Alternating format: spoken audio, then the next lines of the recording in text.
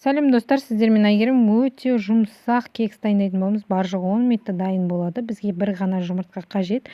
Оны осындай венчиктің көмегімен араластырып аламыз. Және де шекерімізді осылай бір пиала шекер қосатын боламыз.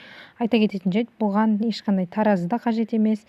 Сүтімізді де тура бір пиала құйып, пісте майымызды жарты пиала құятын боламыз да, барлығын біркелкі араластырып алған соң, ұнымыздан 2 пиала ұн салып, және де 1 чайный ложка разрыхителімізді салып, қою масса болғанша, біркелкі болғанша біз венчикпен араластыруды тоқтатпаймыз. Бізде міне осындай сұйықтық пайда болады. Енді ыдыстарымызға арнайы кекстің ыдыстарына осылай құйып шығатын боламыз.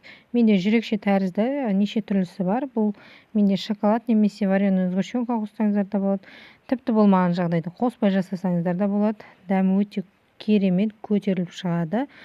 Енді осылай бетін жауып шығатын боламыз. Барлығының сосын барып біз қазір енді осылай ұрып жібереміз. Біздің кексіміздің қамырлары біркелкі жайылу үшін, сол себепті біркелкі болғанша осылай ұратын боламыз, немесе біз шоколадтарымыздың бетін жауатын боламыз арасында қалу үшін.